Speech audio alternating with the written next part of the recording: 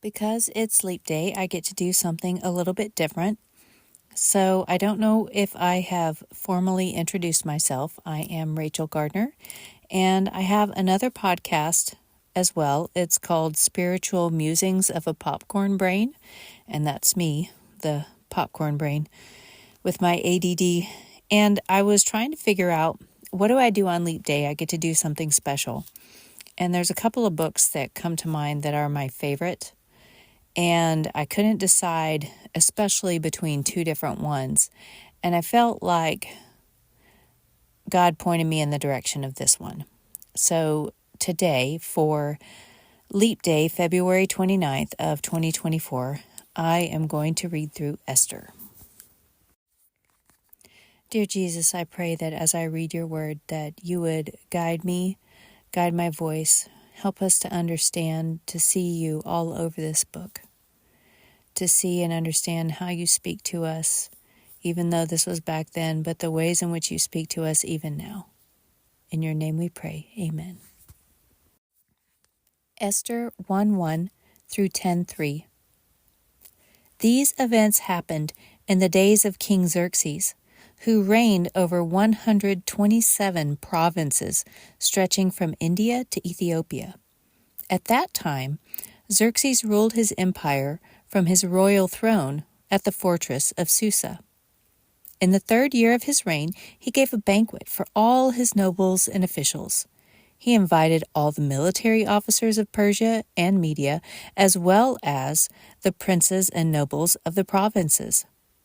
The celebration lasted 180 days, a tremendous display of the opulent wealth of his empire and the pomp and splendor of his majesty.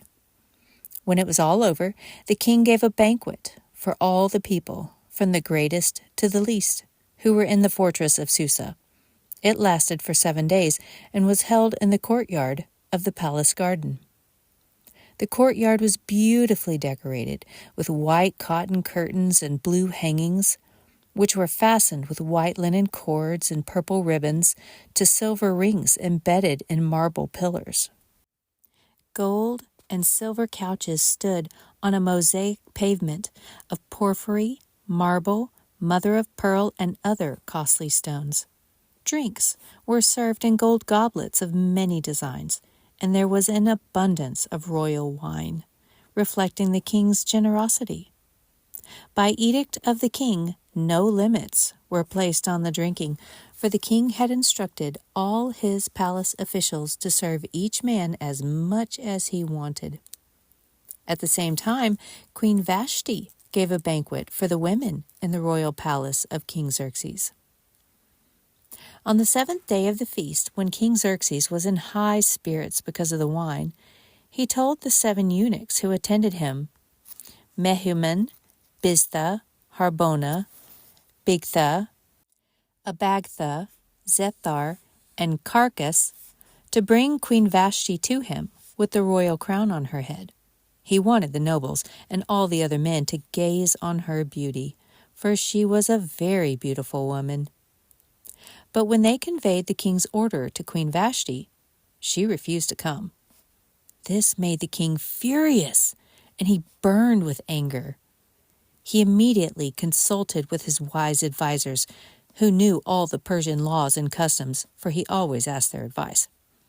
The names of these men were Karshina, Shethar, Admatha, Tarshish, Meres, Marsena, and Memucan, 7 nobles of Persia and Media. They met with the king regularly and held the highest positions in the empire. "What must be done to Queen Vashti?" the king demanded. "What penalty does the law provide for a queen who refuses to obey the king's orders, properly sent through his eunuchs?" Memucan answered the king and his nobles, "Queen Vashti has wronged not only the king, but also every noble and citizen throughout your empire. Women everywhere will begin to despise their husbands when they learn that Queen Vashti has refused to appear before the king. Before this day is out, the wives of all the king's nobles throughout Persia and Media will hear what the queen did, and will start treating their husbands the same way. There will be no end to their contempt and anger. So if it please the king, we suggest that you issue a written decree, a law of the Persians and Medes that cannot be revoked. It should order that Queen Vashti be forever banished from the presence of King Xerxes, and that the king should choose another queen more worthy than she. When this decree is published throughout the king's vast empire, husbands everywhere, whatever their rank, will receive proper respect from their wives. And the king and his nobles thought this made good sense, so he followed Memucan's counsel. He sent letters to all parts of the empire, to each province in its own script and language, proclaiming that every man should be the ruler of his own home and should say whatever he pleases. But after Xerxes' anger had subsided, he began thinking about Vashti and what she had done and the decree he had made. So his personal attendants suggested, "Let us search the empire to find beautiful young virgins for the king. Let the king appoint agents in each province to bring these beautiful young women into the royal harem at the fortress of Susa. Haggai, the king's eunuch in charge of the harem, will see that they are all given beauty treatments. After that, the young woman who most pleases the king will be made queen instead of Vashti." This advice was very appealing to the king, so he put the plan into effect. At that time there was a Jewish man in the fortress of Susa whose name was Mordecai, son of Jair. He was from the tribe of Benjamin and was a descendant of Kish and Shimei. His family had been among those who, with King Jehoiakim of Judah, had been exiled from Jerusalem to Babylon by King Nebuchadnezzar. This man had a very beautiful and lovely young cousin, Hadassah, who was called Esther. When her father and mother died, Mordecai adopted her into his family and raised her as his own daughter. As a result of the king's decree, Esther, along with many other young women, was brought to the king's harem at the fortress of Susa and placed in Haggai's care. Haggai was very impressed with Esther and treated her kindly. He quickly ordered a special menu for her and provided her with beauty treatments. He also assigned her 7 maids specially chosen from the king's palace, and he moved her and her maids into the best place in the harem. Esther had not told anyone of her nationality and family background because Mordecai had directed her not to do so. Every day, Mordecai would take a walk near the courtyard of the harem to find out about Esther and what was happening to her. Before each young woman was taken to the king's bed, she was given the prescribed 12 months of beauty treatments, 6 months with oil of myrrh, followed by 6 months with special perfumes and ointments. When it was time for her to go to the king's palace, she was given her choice of whatever clothing or jewelry she wanted to take from the harem. That evening, she was taken to the king's private rooms, and the next morning, she was brought to the second harem, where the king's wives lived. There she would be under the care of Shashgaz, the king's eunuch, in charge of the concubines. She would never go to the king again unless he had especially enjoyed her and requested her by name. Esther was the daughter of Abihail, who was Mordecai's uncle. Mordecai had adopted his younger cousin Esther. When it was Esther's turn to go to the king, she accepted the advice of Haggai, the eunuch in charge of the harem. She asked for nothing except what he suggested, and she was admired by everyone who saw her. Esther was taken to King Xerxes at the royal palace in early winter of the 7th year of his reign, and the king loved Esther more than any of the other young women. He was so delighted with her that he set the royal crown on her head and declared her queen instead of Vashti. To celebrate the occasion, he gave a great banquet in Esther's honor for all his nobles and officials, declaring a public holiday for the provinces and giving generous gifts to everyone. Even after all the young women had been transferred to the second harem and Mordecai had become a palace official, Esther continued to keep her family background and nationality a secret. She was still following Mordecai's directions, just as she did when she lived in his home. One day, as Mordecai was on duty at the king's gate, two of the king's eunuchs, Bigthana and Teresh, who were guards at the door of the king's private quarters, became angry at King Xerxes and plotted to assassinate him. But Mordecai heard about the plot and gave the information to Queen Esther. She then told the king about it and gave Mordecai credit for the report. When an investigation was made and Mordecai's story was found to be true, the two men were impaled on a sharpened pole. This was all recorded in the book of the history of King Xerxes' reign.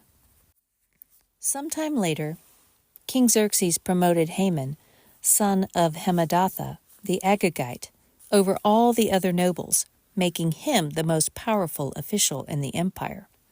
All the king's officials would bow down before Haman to show him respect whenever he passed by, for so the king had commanded. But Mordecai refused to bow down or show him respect.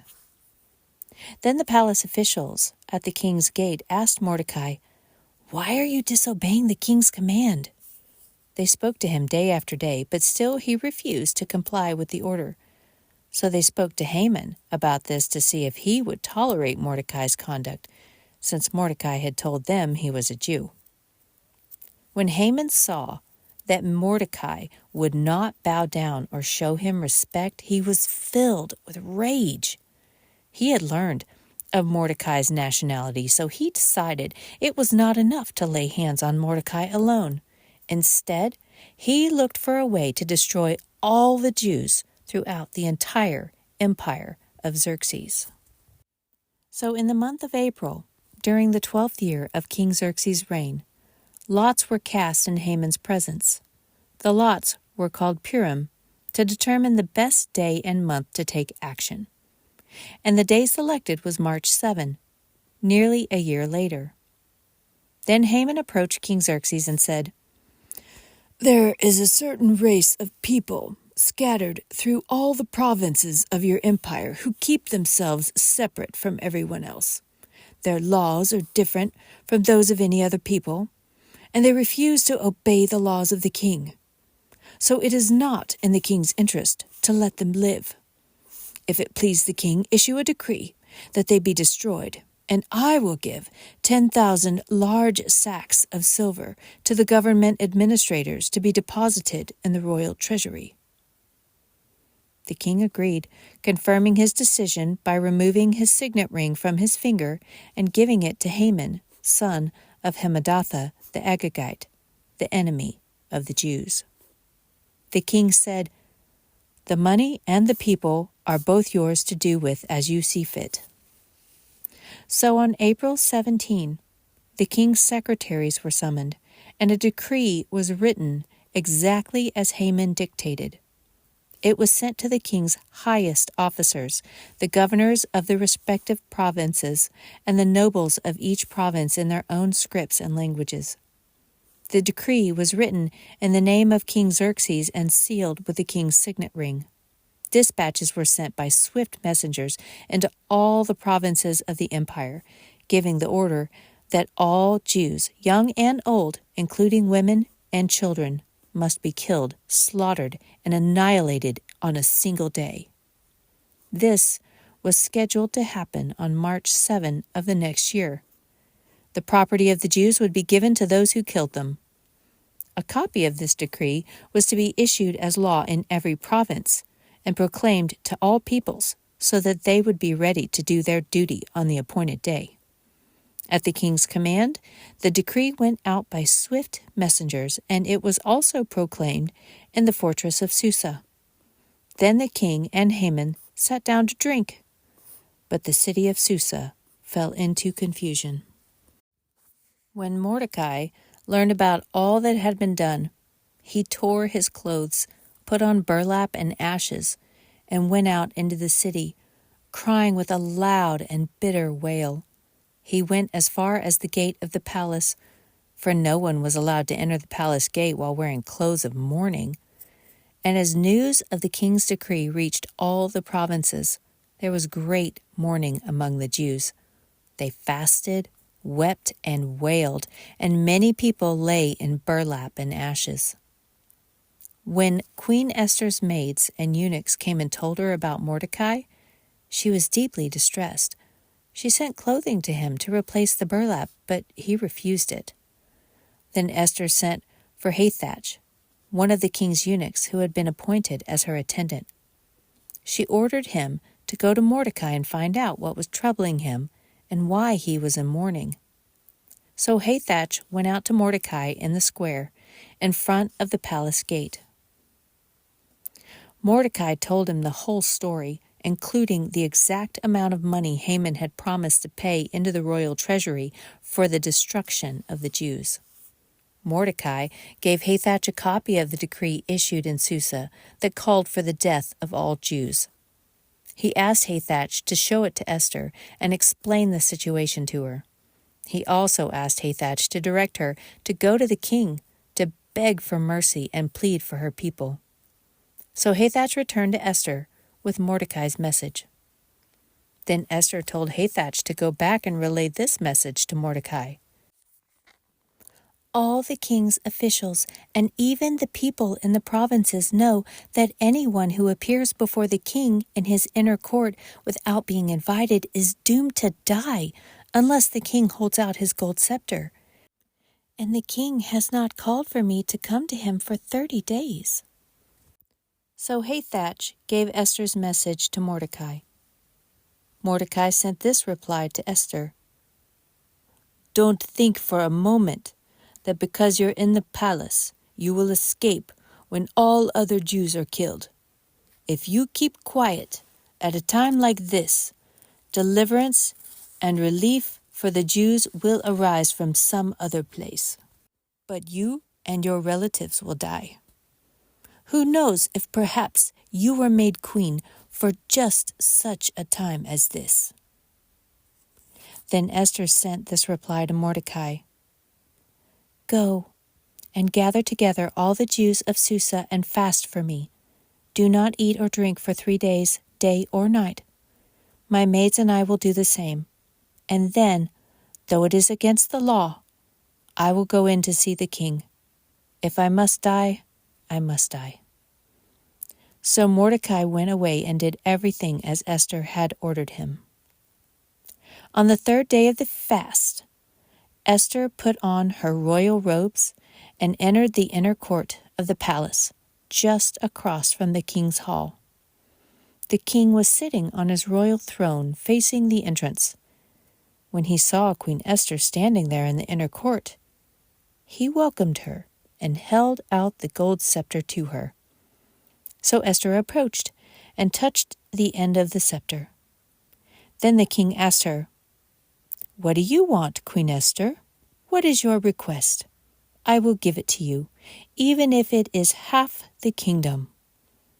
And Esther replied, If it please the king, let the king and Haman come today to a banquet I have prepared for the king. The king turned to his attendants and said, Tell Haman to come quickly to a banquet, as Esther has requested.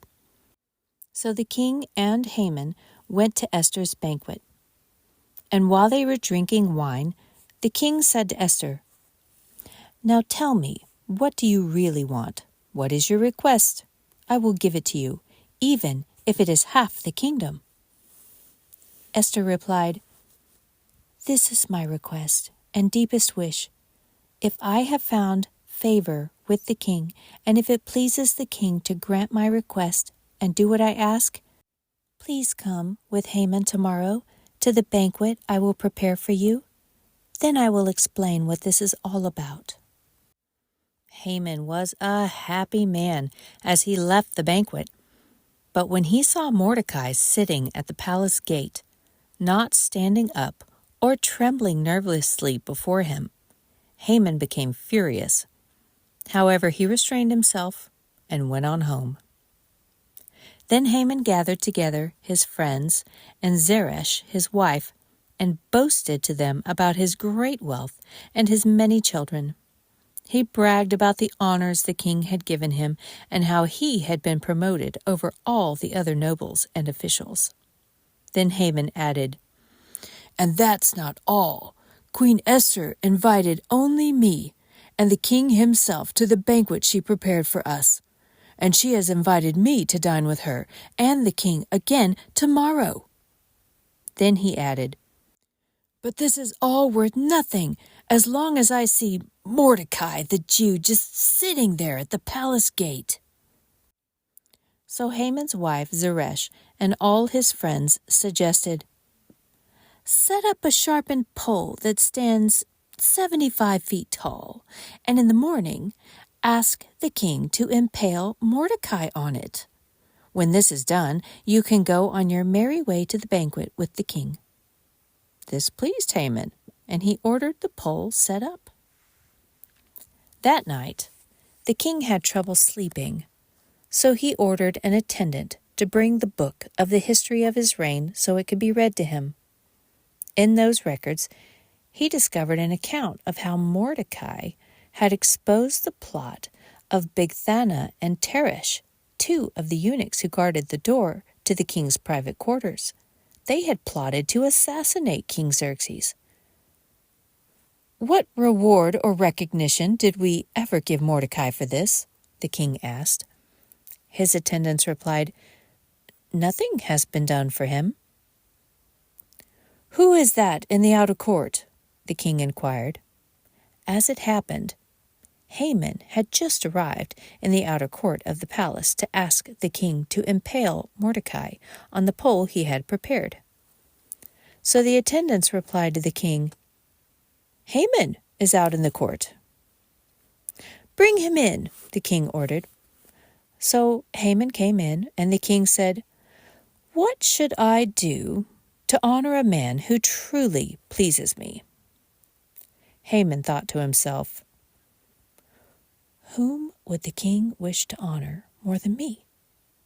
So he replied, "If the king wishes to honor someone, he should bring out one of the king's own royal robes, as well as a horse that the king himself has ridden, one with a royal emblem on its head.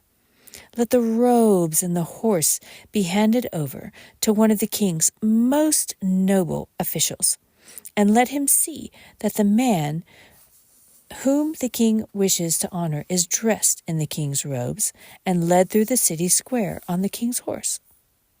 Have the official shout as they go, 'This is what the king does for someone he wishes to honor.'" "Excellent," the king said to Haman. "Quick, take the robes and my horse and do just as you have said for Mordecai the Jew, who sits at the gate of the palace. Leave out nothing you have suggested."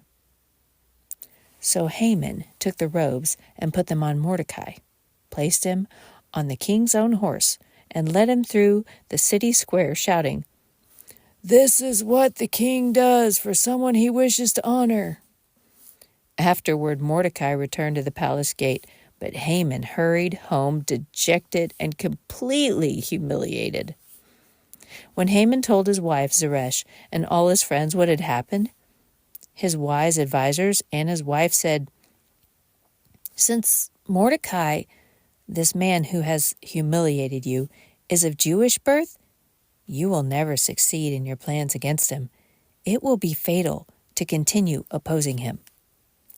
While they were still talking, the king's eunuchs arrived and quickly took Haman to the banquet Esther had prepared. So the king and Haman went to Queen Esther's banquet. On the second occasion, while they were drinking wine, the king again said to Esther, "Tell me what you want, Queen Esther. What is your request? I will give it to you, even if it is half the kingdom." Queen Esther replied, If I have found favor with the king, and if it pleases the king to grant my request, I ask that my life and the lives of my people will be spared. For my people and I have been sold to those who would kill, slaughter, and annihilate us.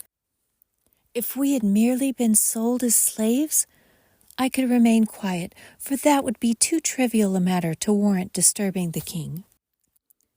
Who would do such a thing? King Xerxes demanded. Who would be so presumptuous as to touch you? Esther replied, This wicked Haman is our adversary and our enemy. Haman grew pale with fright before the king and queen. Then the king jumped to his feet in a rage and went out into the palace garden. Haman, however, stayed behind to plead for his life with Queen Esther, for he knew that the king intended to kill him. In despair, he fell on the couch where Queen Esther was reclining, just as the king was returning from the palace garden. The king exclaimed, Will he even assault the queen right here in the palace before my very eyes? And as soon as the king spoke, his attendants covered Haman's face, signaling his doom. Then Harbona, one of the king's eunuchs, said, Haman has set up a sharpened pole that stands 75 feet tall in his own courtyard. He intended to use it to impale Mordecai, the man who saved the king from assassination. Then impale Haman on it, the king ordered. So they impaled Haman on the pole he had set up for Mordecai, and the king's anger subsided.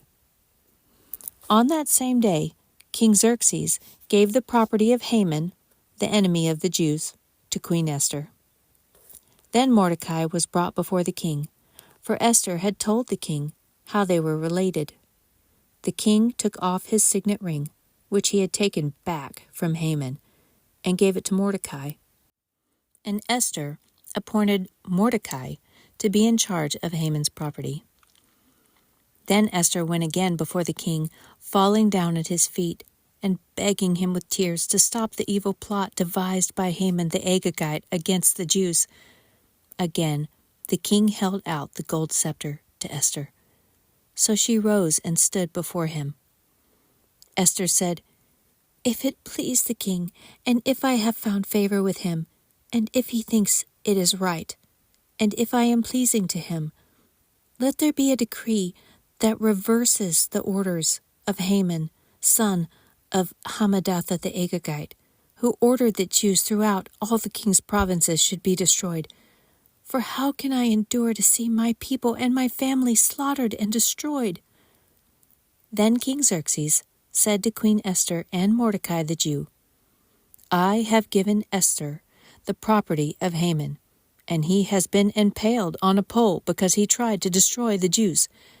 Now go ahead and send a message to the Jews in the king's name, telling them whatever you want, and seal it with the king's signet ring. But remember that whatever has already been written in the king's name and sealed with his signet ring can never be revoked. So on June 25th, the king's secretaries were summoned, and a decree was written exactly as Mordecai dictated. It was sent to the Jews and to the highest officers, the governors, and the nobles of all the 120 provinces stretching from India to Ethiopia. The decree was written in the scripts and languages of all the peoples of the empire, including that of the Jews. The decree was written in the name of King Xerxes and sealed with the king's signet ring. Mordecai sent the dispatches by swift messengers who rode fast horses especially bred for the king's service. The king's decree gave the Jews in every city authority to unite to defend their lives.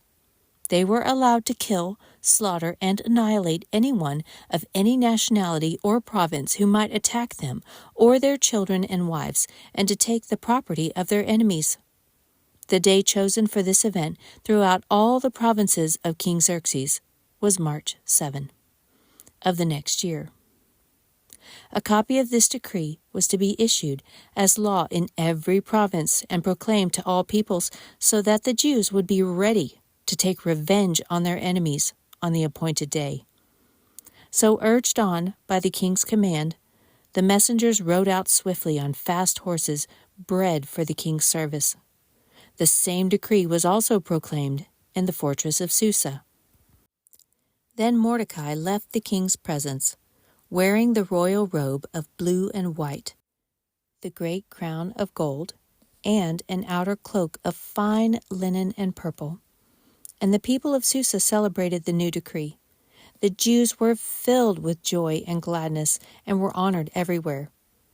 In every province and city, wherever the king's decree arrived, the Jews rejoiced and had a great celebration and declared a public festival and holiday.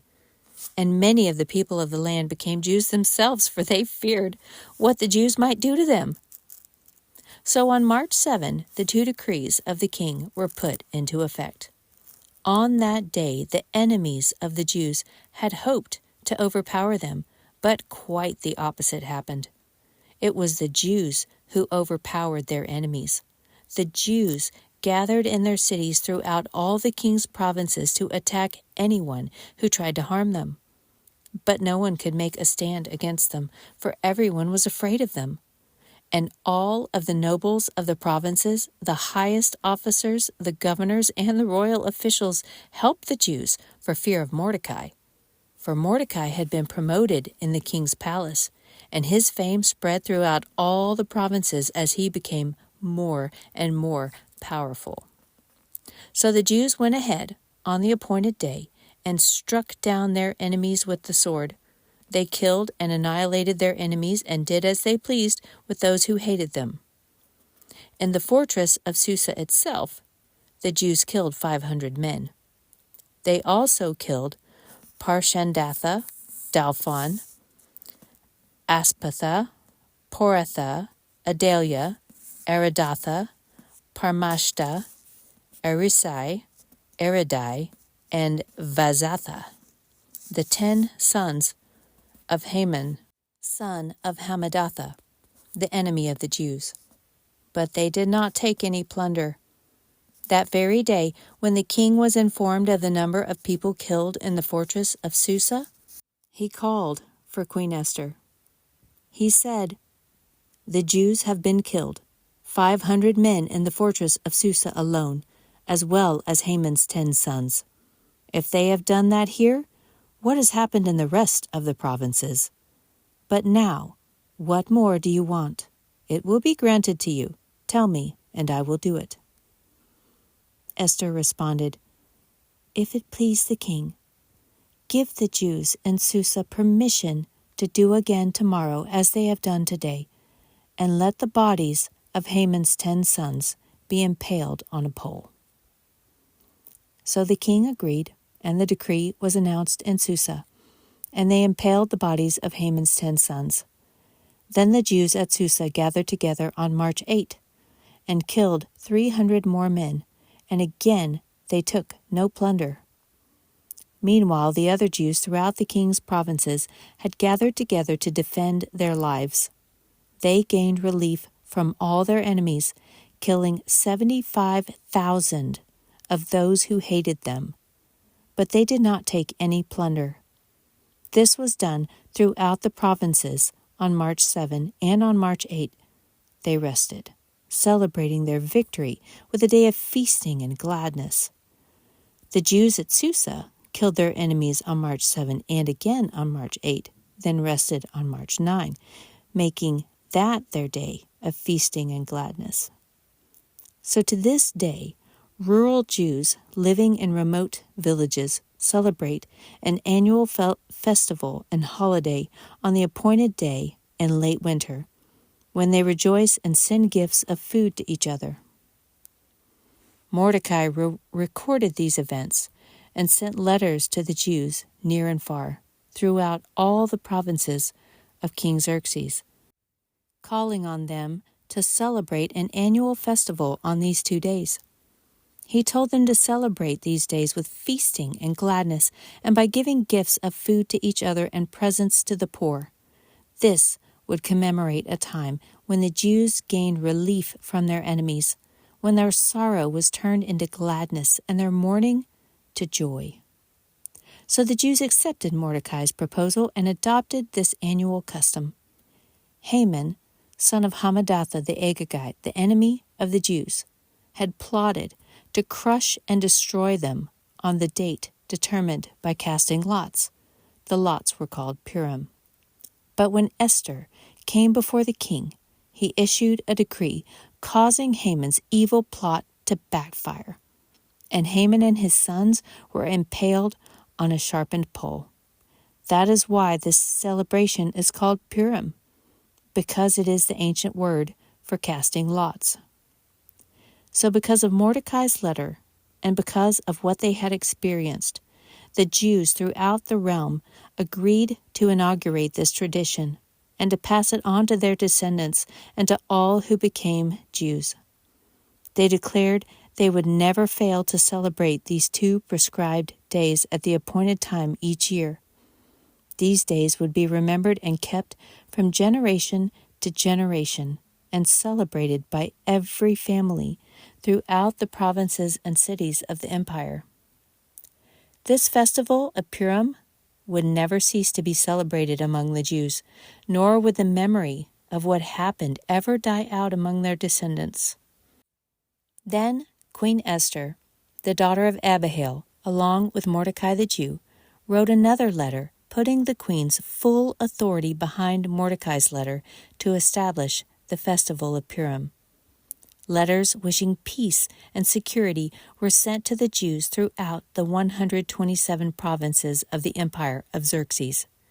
These letters established the festival of Purim, an annual celebration of these days at the appointed time, decreed by both Mordecai the Jew and Queen Esther.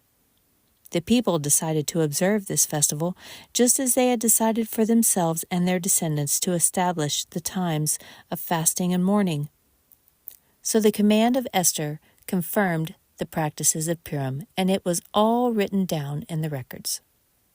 King Xerxes imposed a tribute throughout his empire, even to the distant coastlands. His great achievements and the full account of the greatness of Mordecai, whom the king had promoted, are recorded in the book of the history of the kings of Media and Persia. Mordecai the Jew became the prime minister with authority next to that of King Xerxes himself. He was very great among the Jews, who held him in high esteem because he continued to work for the good of his people and to speak up for the welfare of all their descendants.